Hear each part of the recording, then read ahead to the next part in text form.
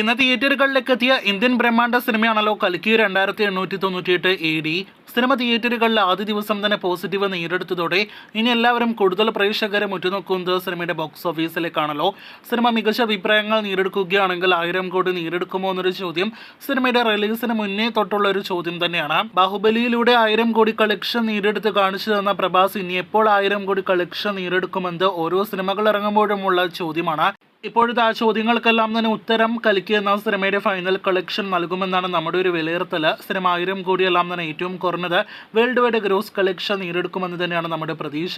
കൽക്കി എന്ന സിനിമ കൂടി ഈ വർഷം 1000 കോടിയിലേറെ ഗ്രോസ് കളക്ഷൻ നേടിയെടുക്കുകയാണെങ്കിൽ തുടർച്ചയായിട്ട് ഇന്ത്യൻ സിനിമ ഇൻഡസ്ട്രി 1000 കോടി കളക്ഷൻ കാണുന്ന മൂന്നാമത്തെ വർഷമായിട്ട് ഈ 2024 വർഷം മാറും. 2022 RRR KGF ചാപ്റ്റർ 2, 2023 പത്താൻ ജവാൻ എന്നീ സിനിമകൾ 1000 കോടിയിലേറെ ഗ്രോസ് നേടിയെടുത്തിരുന്നു. കൽക്കിയുടെ ആദ്യ പ്രതികരണങ്ങൾക്ക് ശേഷമുള്ള ബുക്കിംഗ് നോക്കുകയാണെങ്കിൽ തന്നെ ഒരു വമ്പൻ തീ ബുക്കിംഗ് തന്നെയാണ് നമുക്ക് ബുക്ക് മൈ ഷോയിൽ കാണാനായിട്ട് കഴിഞ്ഞിരിക്കുന്നത്. സകല മണിക്കൂറിലും 50,000-ന് മുകളിൽ 60,000-ന് മുകളിൽ ടിക്കറ്റ് വിൽപ്പനയാണ് ഇതിനോടകം തന്നെ ബുക്ക് മൈ ഷോയിൽ നമുക്ക് കാണാനായിട്ട് കഴിഞ്ഞിരിക്കുന്നത്. പ്രഭാസ് എന്ന പാൻ ഇന്ത്യൻ സ്റ്റാറിനെ സംബന്ധിച്ച് ഈ ജൂൺ മാസത്തിലെ കൽക്കി എന്ന സിനിമ ബോക്സ് ഓഫീസിൽ എന്ത് നേടിയെടുത്താലും അതൊരു വലിയൊരു നേട്ടമായിട്ടും അതോടൊപ്പം തന്നെ മരണമാസ് തിരിച്ചുവരവായിട്ട് മാറുകയാണ്.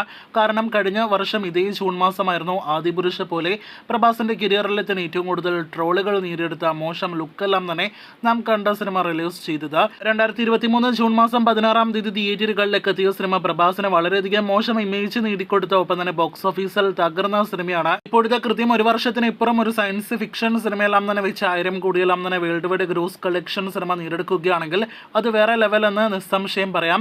എന്തായാലും നേടിയെടുക്കട്ടെ എന്ന് ആശംസിക്കാം. കാത്തിരിക്കൂ സിനിമയുടെ തുടർന്നുള്ള ദിവസങ്ങളിലെ ബോക്സ് ഓഫീസ് ഉൾപ്പെടെയുള്ള റിപ്പോർട്ട് അപ്ഡേറ്റുകൾ കേട്ടാം.